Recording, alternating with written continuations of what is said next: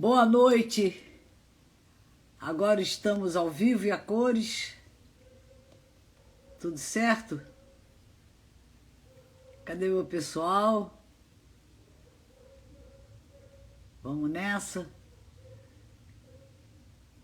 Boa noite a todos. Agora sim.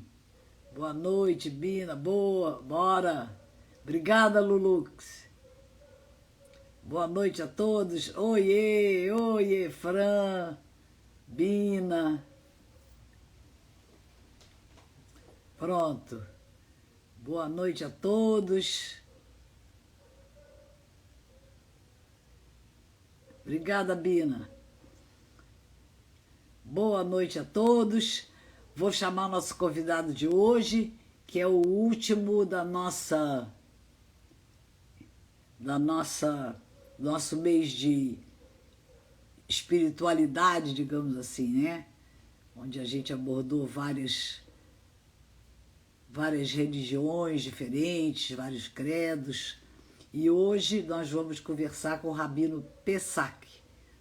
Então, eu peço ao Rabino Pesach que coloque aqui em letras maiúsculas, já cheguei, que eu estou lhe aguardando. Como é que tá lá?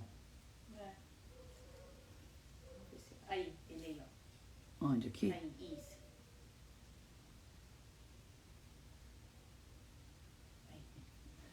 Aguardando o Rabino Pesach. Muito obrigada. Oi, Olá, tudo bem? tudo bem? Boa noite. Boa noite. Antes de mais nada, muito obrigada pela Eu que sua agradeço o presença, convite. por esse prazer, essa honra que você está nos dando aqui com o seu tempo dedicado assim às nossas dúvidas. Rabino Pesach, eu queria lhe dizer uma coisa. Esta live para mim, eu considero a live mais difícil do ano. Por que tão difícil?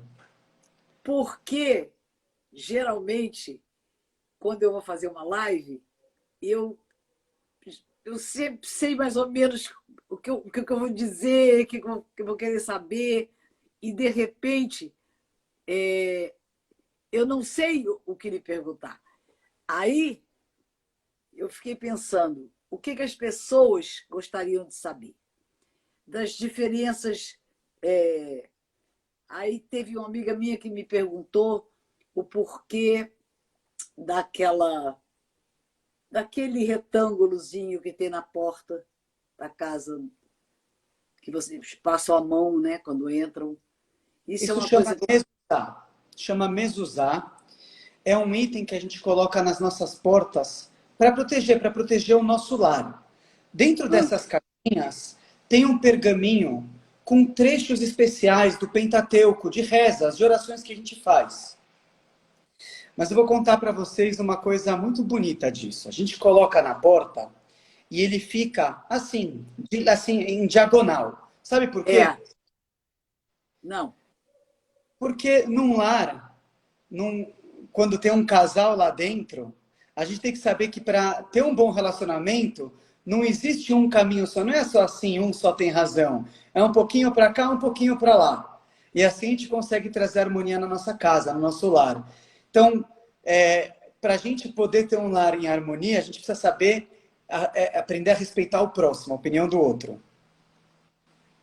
Por isso em diagonal. Por isso, em diagonal, um dos motivos. A mezuzá, ela tem o nome de Deus, que tem 3 letrinhas. Eu vou falar o nome delas em hebraico, tá? Shin, Daled, Yud. É um nome muito sagrado. Mas, além disso, ela também significa Shomer Daltot Israel. Aquele que cuida das portas do povo de Israel. Então, por isso a gente costuma colocar a mezuzá nas nossas portas, a gente dá um beijinho. Hoje, em tempos de Covid, os rabinos falam que você faz de longe, né? Para não ficar todo mundo beijando a mesma mezuzá. Mas, em geral, a gente dá um beijinho nela. Ah, tá. Mas na porta da sua casa, o senhor pode dar um beijinho nela. Pode. A gente costuma assim. E cada porta tem. Só não tem na porta do banheiro, que aí é um lugar onde a gente não faz as coisas sagradas, então a gente não coloca o nome de Deus na porta do banheiro, mas em todas as portas a gente coloca. Até um beijo onde, meus amigos. Na porta de cada quarto tem também? Também. É muito bom para proteger, para trazer bênção, para ter luz. Eu vou te contar, a minha da minha casa é uma grandona, tá? Ela tem, acho que 40 centímetros. Não sei se é 20, não. Acho que é 30 centímetros. É uma bem grande. Estão perguntando onde compra a mezuzá. Estão perguntando também se todos podem ter. Então, isso é um costume dentro do judaísmo. Eu vejo muitos amigos não judeus que compram e colocam também. É uma forma de você trazer. E aonde compra? Estão perguntando. Então, existem alguns lugares aqui no Brasil, principalmente em São Paulo. Brasil, porque hoje em dia online a gente consegue atender tudo. Mas tem uma livraria chamada Sefer. S de sapo, E de escola, F de faca, E de escola, R de rato. Livraria Sefer. Você compra assim, uma grande quantidade de produtos judaicos de forma muito fácil. Tá. Então, de qualquer maneira, se você não for judeu, mas quiser ter um mezuzá na porta da sua casa, na porta do seu quarto, você pode ter. É só entrar na Sefer e comprar. Não tem... Sim, mas você não tá ofendendo, não está desrespeitando de nenhuma forma. Não. É muito normal também, a gente usa aqui, Paulo, o solidel, né? Quando vem pessoas que não são judias dentro da sinagoga, elas também colocam por um respeito. E não tem ofensa alguma. Então, não tem esse problema. Então, eu vou fazer uma pergunta, porque aí o senhor fica à vontade, a live é sua, o senhor fala o tempo que quiser e o que quiser, tá? Em que se baseia a fé dos judeus? Muito boa pergunta. Posso começar fazendo um convite para todo mundo que está com a gente? Com certeza, a live é sua. Então, olha, a gente está no final do nosso ano, tá certo? Não judaico. Não judaico, mas sabe que... Vou te contar já uma curiosidade sobre isso. Tinha um grande sábio hassídico, a gente vai entrar nesse assunto, que está ligado com Cabala, que ele ensinou para a gente que o judeu... Isso aqui falando para o judeu, né? Que a gente não tem esse calendário, que a gente tem o calendário judaico, né? Que o judeu que não conseguiu ir à sinagoga no ano novo judaico, ele pode se elevar no ano novo, conforme o calendário de todo mundo, e Deus também dá bênção. E automaticamente, isso para todas as nações, para todos os povos.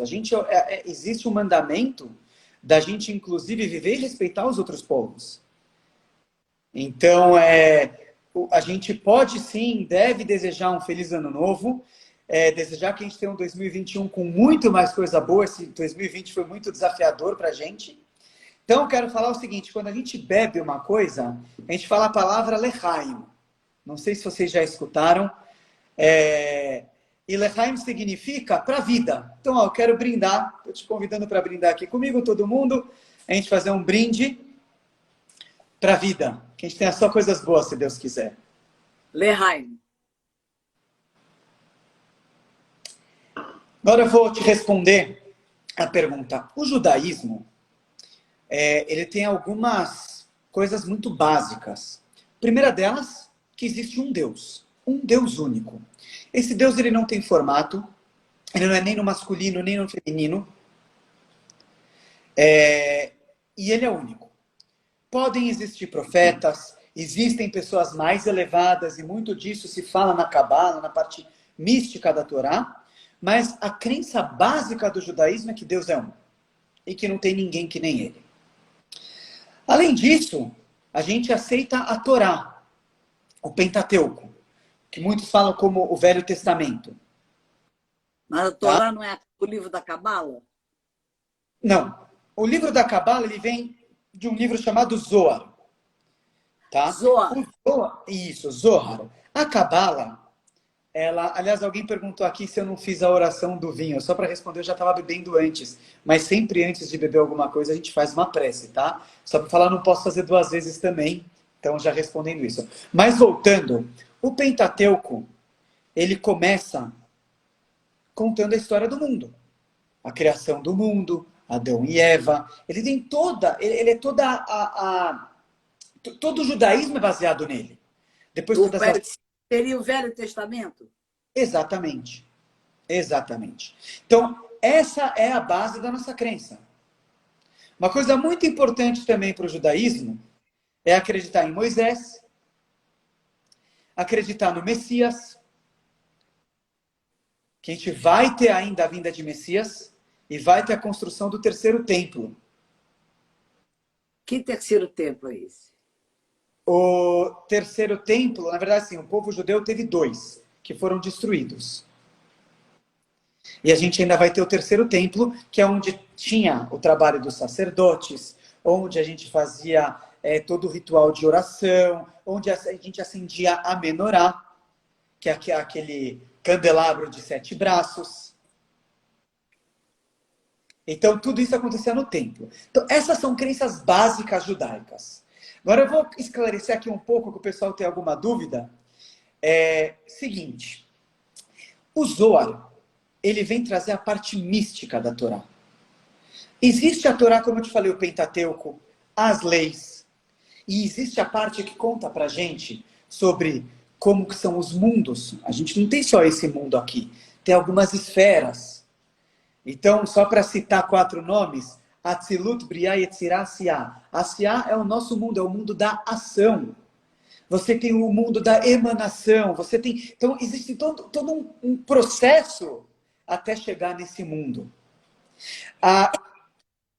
Pode falar, pode perguntar. Só um parênteses. É verdade que eu ouvi dizer, mas que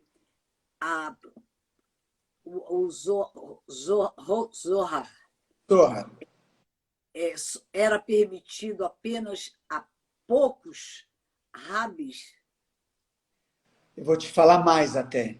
4 que tentaram, vários deles piraram. Literalmente, teve um grande sábio que a gente brinca e fala, chutou o balde. Ele largou tudo. Então, aí é que tá. O Zohar é uma parte que é muito difícil de entender. Não é qualquer um que consegue pegar esse livro, ler e colocar ele na prática. Ele fala coisas extremamente elevadas. E por muito tempo, isso ficou escondido. Mais ou menos uns 300 e poucos anos atrás, veio um sábio com o apelido Baal Shem Tov, que significa o mestre do bom nome. Existiram alguns Baal Shem Tov, esse aqui, talvez o mais famoso. E ele começou, na verdade, ele era um justo oculto. Ninguém dava nada para ele. Ele era o bedel que acompanhava as crianças para a escola, que tinha ficado órfão logo aos seus 4, 5 anos de idade. E depois de um tempo ele se revelou como um grande sábio, como um grande justo. Com vários milagres, várias coisas. Já vou dar uma pitada. Ele é o grande sábio que expulsou os demônios da terra. E fez um acordo com eles e falou, sai para lá. Então, a partir dele, começou a se falar mais da parte mística. Eu sou um rabino da linha Lubavitch, uma linha bem conhecida, a linha Chabad. O grande Rebbe de Lubavitch, muito famoso nos Estados Unidos e no mundo, tem datas em homenagem a ele. Um grande líder que sempre falou muito sobre a paz no mundo, sobre coisas boas. Ele é a 7ª geração da minha linhagem, que tem um livro chamado Tânia. Tá comigo? Chama Tânia. Esse livro, ele condensa de uma forma que nós, pessoas normais, consigamos entender a parte mística da Torá, o Zohar. Então, hoje o que a gente estuda, principalmente disso, está ligado nesse Tânia. A gente fala que existe o Velho Testamento, o Pentateuco, e a Torá da parte mística é o Tânia.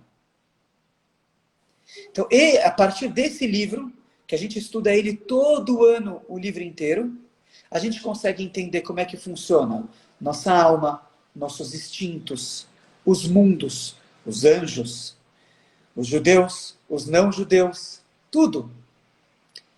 Tudo está escrito nesse Tânia de uma forma que a gente não pira, que a gente consegue entender e colocar na prática. Então, hoje, basicamente, o que a gente tem acesso a esse tipo de parte mística. O Zohar é uma coisa realmente muito difícil de compreender, apesar de que existe o livro, mas é uma coisa que, assim, é muito complexa. Quando eu fui fazer o curso de Cabala, há muito tempo atrás, eu ganhei de presente uma miniatura, um livro pequenininho, do Zohar. Mas falei, ó, isso é impossível para mim. É um livro sagrado. Eu não posso, uma coisa que pouca gente tem acesso, poucos rabinos tinham acesso, como é que eu vou me meter com isso? Não posso me dar essa ousadia. Então, ele fica na minha gaveta da minha mesa de cabeceira, como uma coisa que eu acredito, eu botei na minha cabeça que ele me protege, mas eu não me meto com ele. Realmente, mas assim, é um livro muito complexo, é um livro muito sagrado, é um livro que traz sim proteção. Pode ficar tranquila que você está em boas mãos. E não abri-lo para estudar também não tem problema nenhum. Realmente é uma coisa que não se costuma muito fazer. Então, quando quiser entender um pouco mais a parte mística, e mesmo esses lugares de Cabala, de hoje em dia, eles já trazem muito mais os ensinamentos baseado nessa, vamos dizer, nessa condensação, nessa forma mais simples da gente poder entender os ensinamentos místicos. Mas basicamente é isso, ele traz para a gente como é que funcionam os mundos, a gente tem os atributos, nossa alma, que é bondade, severidade, beleza, reinado. Tudo isso ele começa a trazer para a gente como é que funciona, como é que junta isso, como é que é um atributo com o outro. Ele fala muito sobre os estágios. A gente tem o pensamento, a fala e a ação. Como é que funciona a mistura disso tudo? Como isso começa dentro da gente? Então a gente tem um estalo dentro da nossa cabeça. Esse estalo fica maquinando. Depois, a gente vai lá, teve o estalo, o que a gente começa? A digerir ele, para depois falar. Quando você fala, você coloca na prática. A palavra, ela tem muita força. Muita força. E a gente tem que tomar muito cuidado com isso. Então, até queria falar uma coisa que é importante. A gente está num ano muito desafiador, muito difícil. Pensar coisas boas e falar coisas boas é um dos melhores segredos que a gente tem. É, a Isso força com da certeza. palavra do pensamento, né? Exatamente. Exatamente. A gente está aqui, eu vou tomar liberdade, porque essa aqui se chama a Live da Alegria, não é isso? Com certeza. E as pessoas às vezes acham que os rabinos ou os líderes religiosos, eles são aquelas pessoas muito sérias. Eu sou um cara muito brincalhão.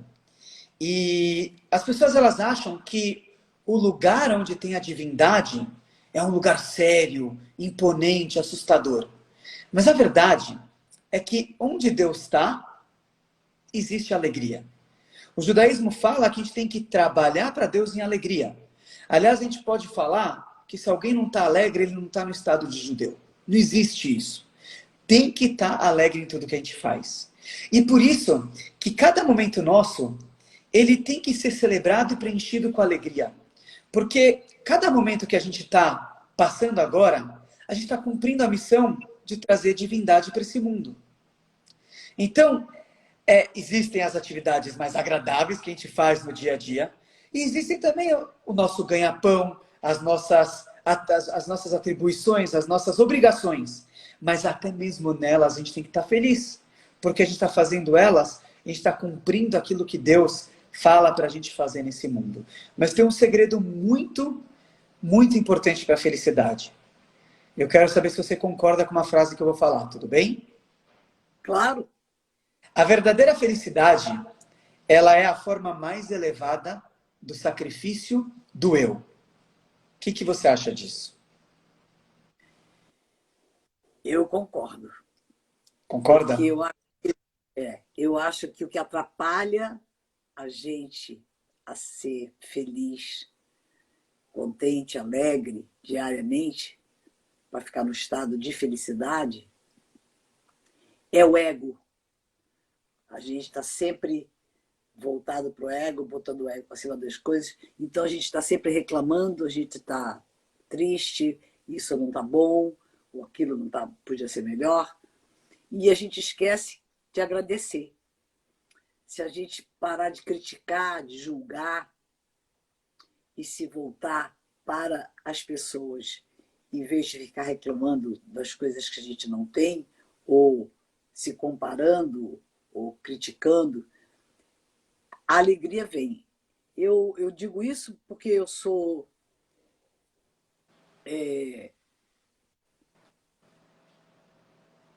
sempre fui uma pessoa alegre, mas nunca fui uma pessoa muito crítica. E eu não julgo ninguém. Principalmente isso. Eu não me acho à altura de julgar alguém. Então, E uma outra coisa que também me faz bem, que é o perdão. Eu acho que a gente tem que se perdoar. É muito importante. As pessoas falam, não, eu perdoo fulano, eu perdoo fulano, eu perdoo Beltrano. Sim, e a você mesmo? Você já se perdoa? Né? Porque eu acho, quando eu rezo, porque eu tenho vários, eu costumo dizer que eu sou aqui, a minha casa é a verdadeira Igreja Universal do Reino de Deus, porque eu tenho de tudo um pouco aqui. E quando eu faço minhas orações, e como uma meditação, eu dou muita ênfase ao perdão.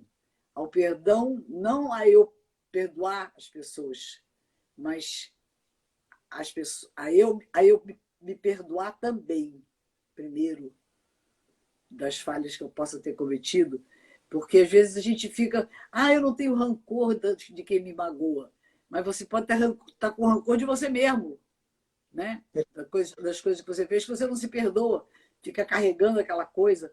Então tem que perdoar os outros e perdoar você mesmo. Vou te Então, contar uma coisa que está escrito no Zohar. Posso contar? Pronto. Aquele que é pequeno é grande e aquele que é grande é pequeno. Quando a gente consegue dominar o eu, a gente não precisa ficar achando que por se colocar como pequeno, óbvio, dá para entender que psicologicamente não precisa se detonar nossa autoestima. Não é esse o caminho. Mas o ego tem que ser pequeno. Quando você consegue controlar o seu ego, você se torna grande. Quando o seu ego é grande, você se torna pequeno. Não estamos falando de quanto dinheiro você e eu temos no banco, quantos seguidores a gente tem, não é isso. A gente está falando de beleza verdadeira. E isso é Zohar. Eu vou te contar 2 histórias aqui também, tá bom? O terceiro dessa linhagem que eu sigo, uma vez ele pegou um discípulo dele, um aluno, e falou: você deve se transformar numa cebola. O cara ficou meio maluco. Não estava entendendo que o Rabino falou, você tem que ser uma cebola. E essa pessoa, ela viajava de cidade em cidade, a gente não tinha ainda internet naquela época, para poder difundir os ensinamentos de uma forma tão rápida. E ele divulgava os ensinamentos racídicos, os ensinamentos místicos judaicos. Só que o que aconteceu? Ele ficou um pouco famoso, tinha um alvoroço grande em torno dele, que estava alimentando demais o ego dele, e aí ele tinha parado um pouco, e ele tinha que trabalhar consigo mesmo para trabalhar esse aspecto negativo do caráter dele. Então, o Rabino, sem piedade na fala, mas com muito amor no coração, falou para ele: você tem que se tornar uma cebola. Me ensine.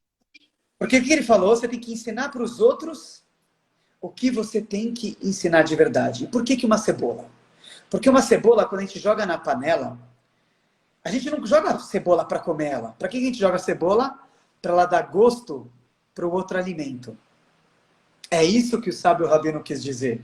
Você tem que se transformar numa cebola. Você tem que saber que você está aqui, a tua função quando você vai de lugar para lugar, não é para você virar um popstar. É para você ensinar as pessoas e trazer o melhor delas. E automaticamente É você a vira um função melhor de popstar. você é um tempero, né? Olha que Tem que ser, sábio. é, Falando da cebola, como é que é? E outra vez, vou te contar uma outra história.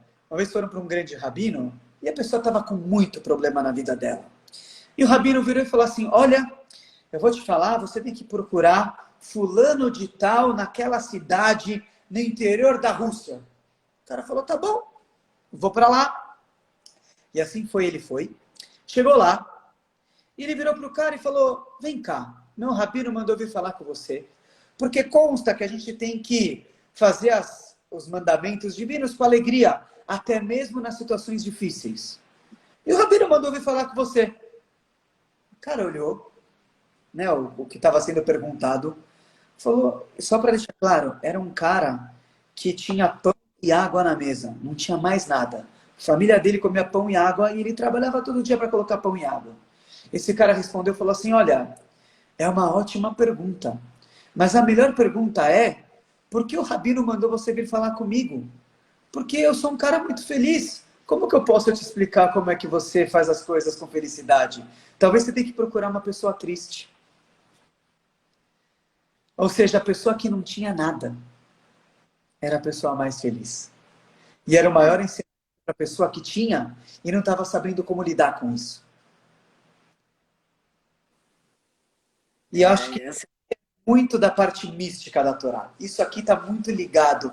A verdade é que a gente se aprisiona na dor porque a gente exiliou Deus. A gente deixou Deus para o lado. Então, enquanto a gente busca Deus, abandonando o mundo que ele fez, deixando de lado as coisas importantes, a gente não consegue encontrar ele. Quando a gente entende tudo o que está acontecendo à nossa volta, quando a gente traz Deus para o nosso dia a dia, a gente consegue ser alegre. Até no momento difícil. A gente consegue ser muito mais alegre no momento alegre e assim por diante. Então a gente vive aí um mundo de muita transformação, muita dificuldade. Eu às vezes cito até um pouco de maluquice. Muita briga política, muita dificuldade. A gente precisa acalmar um pouquinho. Como você bem falou, se perdoar, fazer uma análise do nosso próprio caráter e o que a gente pode fazer para esse mundo ser um mundo melhor. agora tem que muitas pessoas pensarem assim, que aí o mundo vai melhorar muito mesmo, né? Com certeza. Mas olha, aliás, tem alguém perguntou aqui algumas vezes se a gente faz encontros ecumênicos. Eu vou até te explicar. O judaísmo respeita muito as outras religiões. Eu não tenho o costume de fazer encontros ecumênicos, até por respeito. A gente não tem essa questão de tanto comparar quanto qualquer coisa. Eu acho assim, cada um tem o seu caminho, cada um tem a sua sabedoria, cada um tem as suas coisas. O importante é ter o respeito. Inclusive, eu até evito falar muita coisa, às vezes me perguntam de outras religiões, outros costumes, até porque muita coisa eu não sei. Eu já me esforço para saber um pouquinho do judaísmo, então para mim é difícil falar de outras religiões, mas eu não tenho esse costume, mas não por uma falta de respeito, e sim por estar muito focado no nosso trabalho no dia a dia judaico. Mas tenho grandes amigos, uma coisa são encontros ecumênicos, outra coisa são amizades, relacionamentos, as lives que a gente está fazendo. Acho que isso aqui é de um valor muito grande, muito forte, com muita espiritualidade para a gente levar para as pessoas. O que eu ia te falar é o seguinte, a gente fala muito de alegria, mas eu vou tocar num ponto talvez um pouquinho mais delicado, posso? Claro. A dor, né? A gente tem muita dificuldade de lidar com a dor. Esse foi um ano que para muitos foi um ano de muita dor.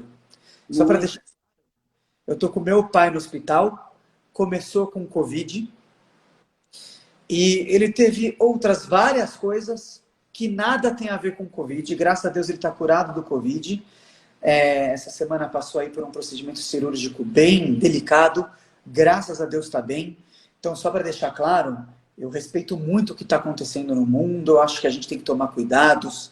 Estamos com a vacina aí próximo. Não vou entrar no mérito quem toma, quem não toma, o que acontece, política, não política. Mas eu sei que foi um ano muito difícil. De muita dor para muita gente. Eu vejo a dor como uma oportunidade da gente desafiar a maneira como a gente encara a vida. Isso para nós mesmos. Quando alguém me fala de dor, eu tenho que saber o que falar para essa pessoa. Se eu virar para você, Maria, e falar, olha, não é bem assim, não fica assim, levanta essa cabeça, eu acho que eu estou sendo desrespeitoso. Eu sei que muita gente faz por bem isso, tá? Eu estou dando o meu ponto de vista, baseado inclusive nos ensinamentos judaicos e cabalísticos. Existe o que a pessoa tem que fazer com a própria dor, que é até um grande paradoxo. É muito difícil a gente lidar com isso, porque em vários momentos na dor a gente até questiona Deus. E existe como a gente lida com o próximo. Com o próximo, eu acho que tem que ser a palavra-chave empatia. É virar para a pessoa e falar, eu entendo a dor que você está sentindo. Estar ao lado, quando puder, dar um bom abraço. Ou se não pode um abraço físico, pode dar um abraço virtual. Para a pessoa que está sentindo, ela tem que realmente ver isso como uma oportunidade. Porque, convenhamos, que Deus criou esse mundo. E Deus não criou para fazer mal a ninguém. Deus tem a gente como filho. Então, automaticamente, qualquer situação, até mesmo a mais difícil, ela vem para alguma coisa boa. Às vezes, a gente não consegue entender. Às vezes, a gente não vê direto, porque o nosso olho é como se fosse quando alguém que tem muito grau tirou o óculos. Você não consegue ver muitas vezes, está embaçado. A gente não entende. Eu vou te contar daqui a pouco 2 histórias sobre situações muito difíceis que viraram uma das maiores bênçãos judaicas, tá? Então, para poder finalizar o que eu estou falando desse assunto. Mas o grande ponto é empatia para quem está podendo dar um ombro amigo, saber usar as palavras. E para quem está passando a dor, eu acho que é muito importante avaliar tudo o que está acontecendo. Desde se perdoar, se perguntar o que está acontecendo, olhar ao seu redor e entender que se você tem essa dor, você tem a força para superar. Vou te contar 2 histórias. A primeira, de um grande sábio, um dos maiores sábios. Até uma das reencarnações dos 10 filhos do patriarca Jacó. O famoso Rabi Akiva. Esse Rabi Akiva, ele um dia, ele estava viajando para uma outra cidade. E ele tinha um certo horário que ele tinha que chegar para entrar nessa cidade, que era toda murada. E ele acabou atrasando e os portões da cidade fecharam. Ele teve que passar a noite na floresta, dormindo. Então, o que ele tinha? Ele tinha um galo para acordar ele de manhã. E ele tinha um cavalo para poder ir de cidade a cidade. Então, a primeira coisa que aconteceu desagradável foi que ele perdeu o horário e o portão da cidade baixou. Provavelmente a maioria de nós já xingaria um monte, já reclamaria um monte. Somos pessoas normais, acontece isso. Durante a noite, uma raposa esperta comeu a galinha. E ele também tinha uma vela lá ao lado dele. Essa vela apagou. E o cavalo também acabou sendo morto por um outro animal. Quando ele acordou de manhã, ele olhou e falou, eu tenho que agradecer a Deus. Não importa o que aconteceu, eu tenho que agradecer a Deus. Quando ele levantou, ele viu que a cidade murada tinha sido atacada, saqueada por ladrões. E muita gente tinha sido morta. E naquele momento ele agradeceu o atraso, a vela que apagou, o galo que não cocoricou, o cavalo que não fez barulho, porque graças a isso ele sobreviveu. Ele tinha um grande aluno chamado Rabbeinu Nahum Ish Gamzu. Gamzu era uma cidade, e também Gamzu é de uma frase que ele falava, Gamzu letová. Isso também é para o bem. Eu vou te contar uma outra história. Na época, eu acho que era César. Eu acho que era César. Os judeus tinham uma missão de mandar uma caixa com pedras preciosas para o imperador, para agradá-lo, para poder ter paz, para poder fazer as coisas conforme tinham que fazer, né? E aí, procuraram quem era a pessoa certa para levar para o imperador. E falaram, vamos levar Nahum Ish Gamzu, uma pessoa muito sagrada, muito elevada. Então, durante o caminho que aconteceu, ele passou e dormiu numa estalagem. E nessa estalagem, enquanto ele dormia, o dono da estalagem roubou as joias e colocou a areia dentro dessa caixa. Quando o rabino acordou de manhã, ele falou, olha, por algum motivo isso aconteceu. Gamzu letová. Isso também é para o bem. Eu vou completar minha missão. Eu vou levar minha caixinha de areia para o imperador. E assim foi. Ele chegou lá, receberam o rabino, falaram, ô rabino, tudo bem? Como é que o senhor está? Eu trouxe um presente para o imperador. Opa, que legal! O imperador abriu e olhou e falou, o que é isso? Uma palhaçada? Você está tirando sarro da minha cara? Você me trouxe areia? Coloca esse maluco lá no calabouço. E prenderam ele. O que aconteceu? Ele tinha conselheiros. Os conselheiros falaram, olha, imperador, eu escutei que tem uma história dos judeus que eles tinham uma areia mágica que fazia milagres. Será que não é isso que o rabino trouxe para a gente? E na época eles estavam em guerra, acho que estava na Gália. Então o imperador falou, faz o seguinte, manda essa areia para o pessoal que está lá na guerra e vamos ver o que acontece. E mandaram. E eles venceram de forma, assim, estrondosa a guerra lá. Nessa hora, o imperador falou, traz o rabino, ele não é maluco, ele é sagrado, devolve ele para cá. E aí liberaram o rabino. E ele saiu de lá falando, o Gamzu letová, isso também é para o bem. Ele acabou tendo um grande o imperador criou um carinho muito grande pelos judeus depois dessa história. E aí o que aconteceu? O dono da estalagem escutou isso aqui. O que ele fez? Mandou uma caixa de areia para o imperador.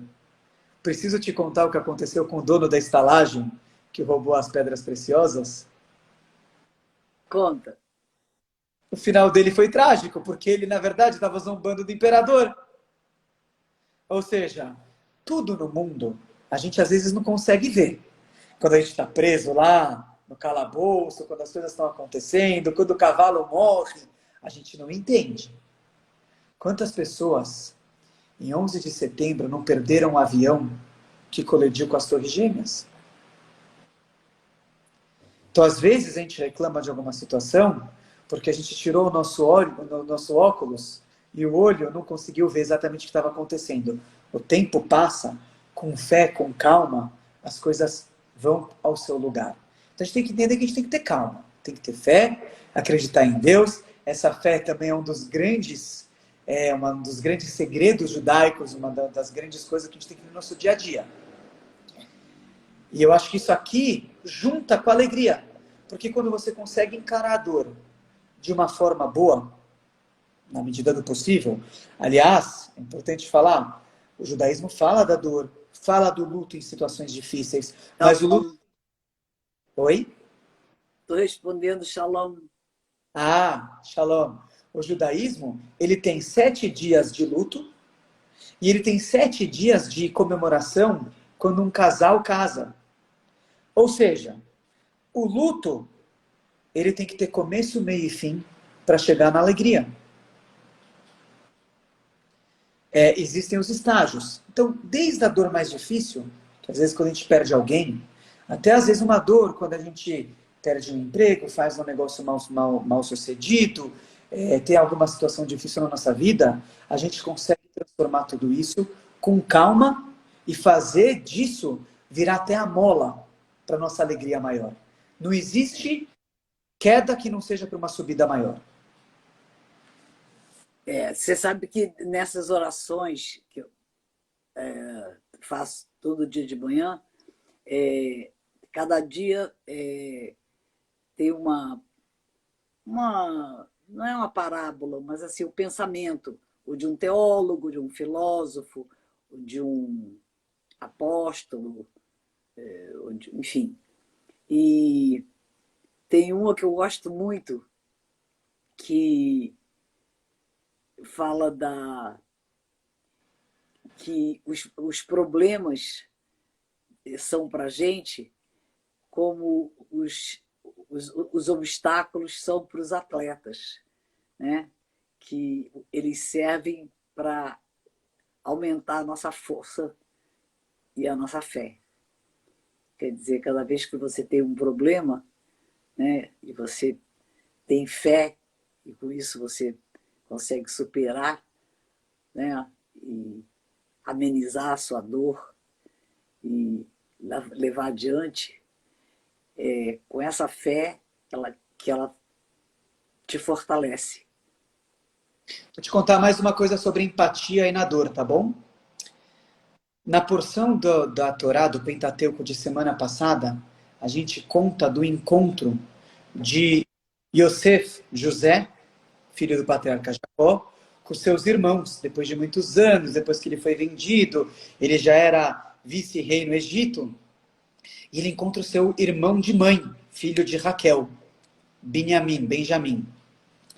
E consta que eles se abraçaram e um chorou no ombro do outro. Um chorou porque até a destruição do templo, que eles viram com providência divina, eles viram que até a destruição do templo no terreno que depois era designado para essa tribo, e o outro porque o outro ia ter o tabernáculo de Shiló. Então cada um chorou por uma destruição que ia acontecer futuramente no povo de Israel, na parte territorial de cada um. O que isso ensina para a gente? Que quando eu tenho um problema, não adianta eu ficar chorando. Eu tenho que ter fé e me levantar e achar força. Quando o outro tem um problema, eu posso dar o meu ombro para ele chorar. Então, nesse caso, cada um dos irmãos deu o ombro para o outro. Eles foram bons irmãos. E cada um chorou pela dor do outro, não pela dor dele. Pela sua dor, você tem que levantar. Pela dor do outro, você pode chorar. E isso é muito importante. Eu acho que a gente está num momento de transformação do mundo. Isso é lindo. Eu vou até te falar, o povo judeu enfrentou o Holocausto, que foi uma coisa muito difícil. Nossa. E uma vez um professor foi para o Rabino de Lubavitch, o meu Rabino, que eu te falei lá de Nova York, e falou, olha, Rebbe, eu não consigo dar minhas aulas porque eu fico pensando no Holocausto. Tinha muita dor, perdeu muitas pessoas. Olha a resposta do Rebbe. O Rebbe falou, olha, a sua dor é genuína. Eu não posso te falar como não sentir a dor. Mas eu posso te falar para não colocar o Holocausto no seu dia a dia. Ou seja, não cabe a nós explicarmos por que teve um Holocausto, porque eu vou ser indelicado, eu não sou Deus. Eu não consigo. Qualquer coisa que eu falar não vai explicar. Foi uma atrocidade. Assim como o ano que a gente está vivendo difícil, dessa história de Covid. Ninguém está entendendo nada.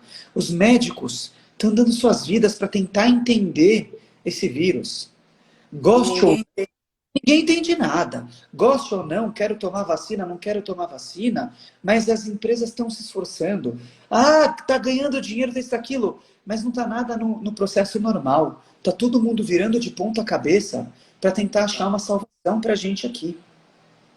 E é um momento que a gente tem que ser empático, que a gente tem que chorar a dor do outro, mas que a gente tem que levantar nossa cabeça e pensar em como fazer um mundo melhor. Em pensar como que eu posso te ajudar, como eu posso ajudar o próximo. Eu acho que as pessoas têm que mudar, as empresas têm que ser mais abertas para pequenas empresas, sabe? Não precisa ficar naquele antro dos grandes. Eu acho que as pessoas têm que abrir mais os círculos de amizade. Eu acho que a gente tem que aprender a respeitar mais a fé, a cor do outro. A gente viu mortes inimagináveis que aconteceram esse ano no Brasil, fora do Brasil, porque alguém tinha uma cor diferente. Todo mundo foi criado por Deus. O judaísmo nos fala. O judaísmo não é uma religião que fala que as outras religiões precisam se converter. A gente fala que todo mundo é criação de Deus. Todo mundo tem o seu papel no mundo. Todo mundo tem uma missão, Maria. Todo mundo. Eu vim como judeu, você veio com a sua religião, outro veio com a dele. A gente precisa fazer desse mundo um lugar melhor. Temos que acreditar que existe um Deus único, respeitar o próximo e fazer desse mundo um lugar melhor. Porque se Deus quisesse um mundo perfeito, ele não teria, não é esse mundo. Inclusive já foi feito um outro mundo, tudo perfeitinho, e Deus destruiu e deu início ao universo. Ele quer um mundo imperfeito, com pessoas imperfeitas, para começar a transformar esse mundo num lugar perfeito. Essa é a nossa missão. E cada um tem uma missão. Vou falar mais uma coisa, porque o tempo a gente tem aqui, queria tocar mais um assunto. Os idosos, os mais velhos. Quero falar um pouco sobre aposentadoria. Uma coisa que eu estava pensando esses dias. A sociedade fala para a gente que a gente precisa estudar, fazer uma faculdade, né? Às vezes ter alguns cursos extras, trabalhar, tentar fazer o pé de meia, né? Até seus 60 anos, para depois curtir a aposentadoria. E aí, olha só, veio um negócio chamado Covid e está atacando as pessoas mais velhas. E a gente está agora abrindo nossos olhos para essas pessoas mais velhas. O bonito disso, se eu posso falar, é que as pessoas voltaram seus olhos para as pessoas mais velhas, para cuidar delas, para pensar como é que está a situação para elas. E aí que eu quero trazer um raciocínio, eu queria a sua opinião.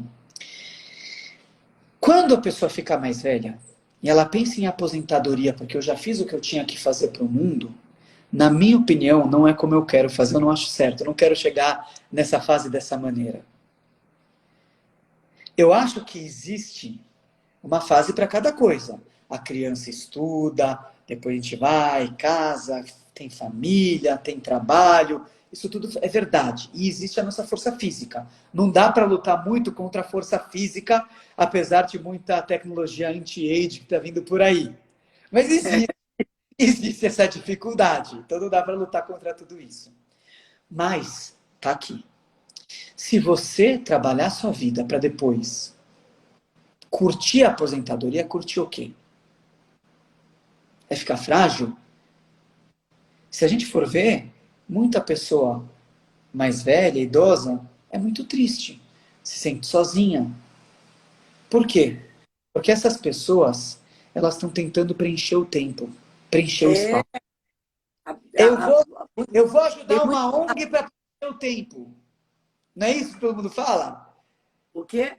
Eu vou ajudar uma ONG, fazer um trabalho voluntário para preencher meu tempo. Eu não preciso mais trabalhar, eu preciso preencher o tempo. Então, na minha opinião, eu não acho esse o melhor caminho. Sabe por quê?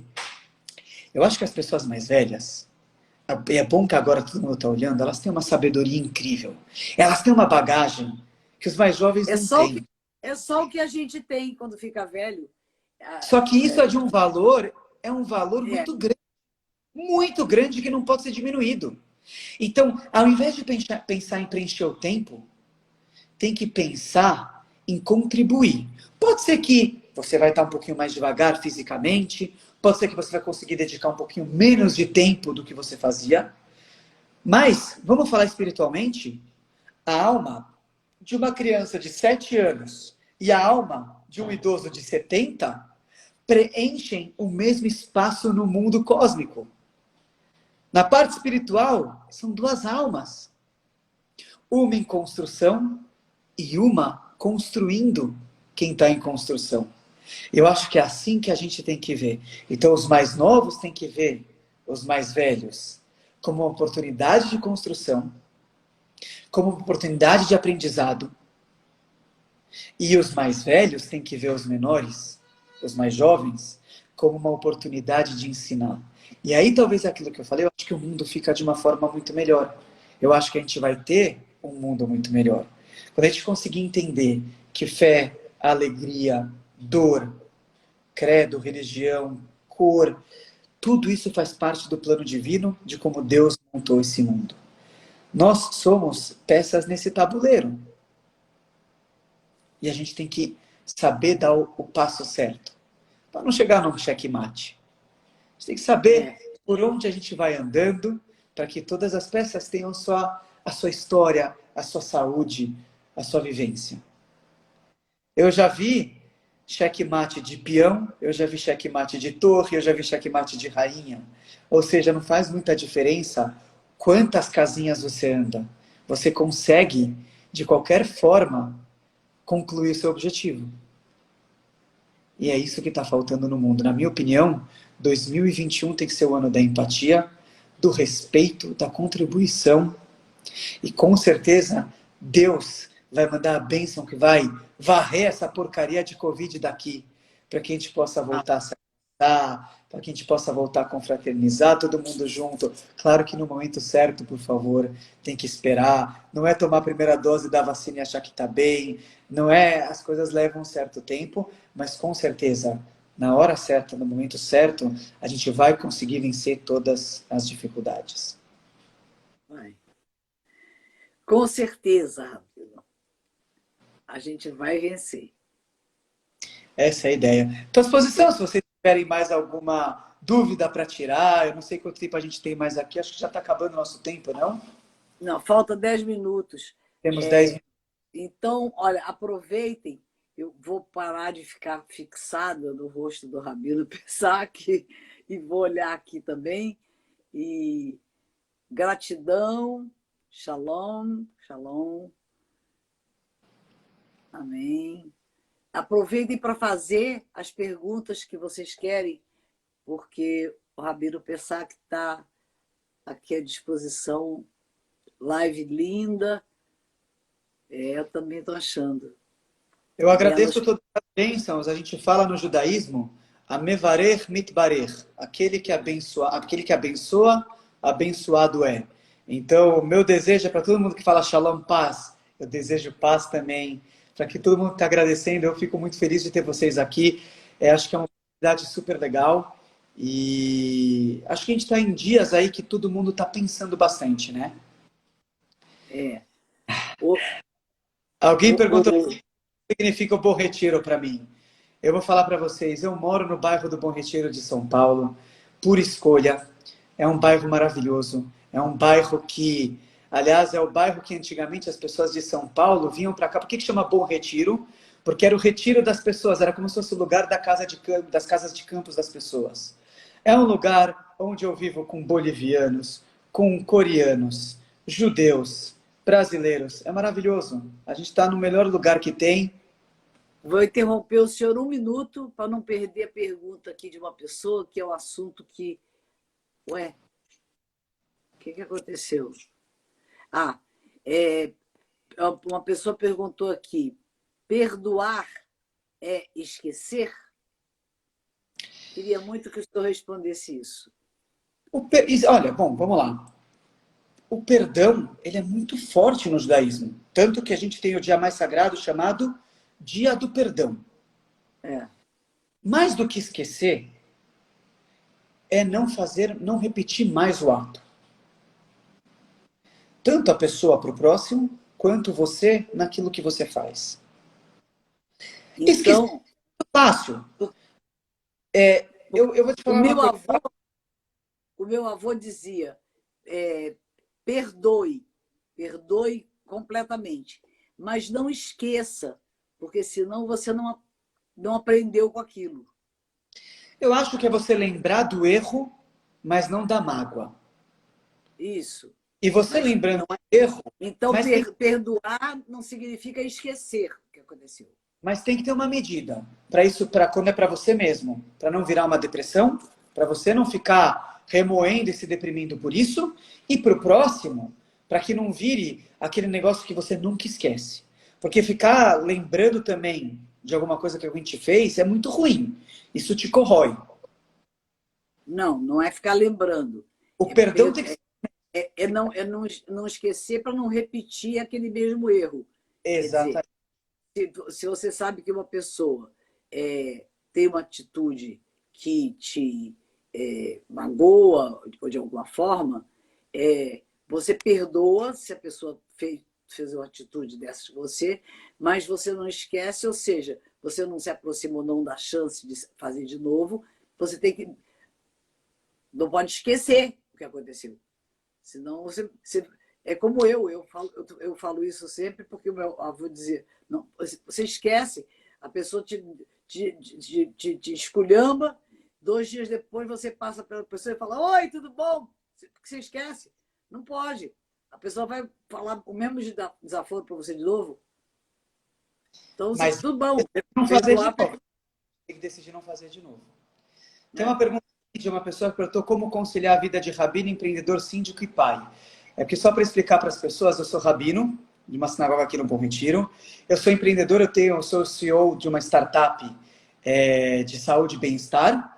Eu sou síndico do meu condomínio, porque como a minha solução ela é focada em prédios residenciais, então eu tive que entender como pensa um síndico. E eu sou pai de 5 filhos maravilhosos, 4 meninos lindos e uma menina que é a minha princesinha. Então, eu vou responder o seguinte. Em primeiro lugar, a vida de rabino, ela é uma vida complexa. A gente realmente não tem muita hora, tem algumas dificuldades, tem uma comunidade, mas são dificuldades boas, são coisas boas. A gente consegue estar ligado na fonte de tudo, que é a Torá, é Deus. Então, todas as dificuldades, elas são esquecidas pela beleza do que a gente faz no dia a dia. O empreendedor, o que eu vou falar para vocês é o seguinte, tem que ter fé. Ser empreendedor com fé é meio caminho andado. Número 2, uma equipe muito boa. Eu sou uma pessoa de muita sorte, que eu tenho uma equipe muito boa ao meu lado, pessoas extremamente comprometidas. Eu acho que tudo aquilo que a gente faz na vida, não importa onde a gente está, tem que ter compromisso. Eu busco isso. Eu não estou muito preocupado que faculdade as pessoas fizeram. Eu estou preocupado o empenho delas, a entrega delas. Se elas conseguem entender aquilo que a gente quer fazer de solução para o mundo com a minha startup. De síndico, eu já tenho mais de 30 administradoras como parceiro, a gente lida muito com isso. Vou falar uma coisa para vocês, tem que ter uma boa administradora para poder te ajudar em tudo que você precisa. E como pai, é a melhor coisa do mundo. É a melhor bênção que a gente tem. Eu acho que no dia a dia, toda hora que eu tenho um dia difícil, uma dificuldade, eu abro a porta de casa e meus filhos gritam, papai, papai, e já vem, eu não consigo nem deixar minhas coisas na cadeira, eles já estão lá. Então, acho que a coisa mais maravilhosa é essa. E o segredo, valorizar a família. Valorizar pai, mãe, cônjuge, filhos. Isso aqui é extremamente importante. Eu realmente acho que a minha força está no meu núcleo familiar. Eles estão aqui comigo todos os dias, são minha motivação. E é muito importante isso. Ramiro Pessac, o Instagram, ele tem uma coisa assim, quando tem...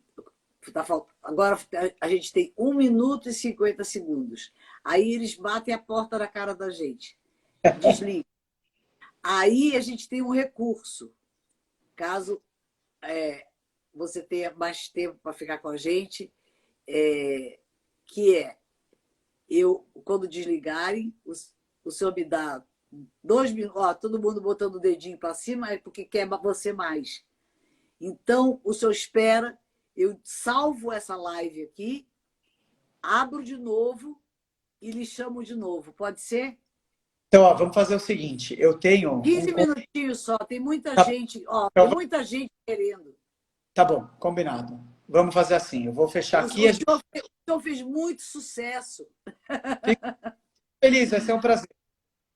Vamos Olha lá. só, tá todo mundo querendo que o senhor fique. Aí. Então vamos fechar, a gente começa de novo. Vamos lá. Não adianta fechar agora, a gente tem que Tem que esperar esperar. eles. Faltam 40 segundos e eles vão bater a porta na cara da gente. E aí Legal. Aí eu salvo essa e a gente volta de novo.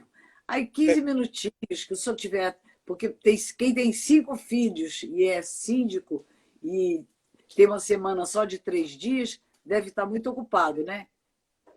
Não, na verdade eu marquei um estudo com um amigo, mas ele vai esperar um pouquinho, a gente vai estudar um pouquinho depois, não tem problema. Então, a gente faz mais uns minutinhos aí, não tem problema. Tá bom. Viu, gente? Cadê Cadê os corações pro Rabi Mas Mezuzá? mandem perguntas aí para a gente poder responder. A gente vai responder Pois nessa. é. Corações.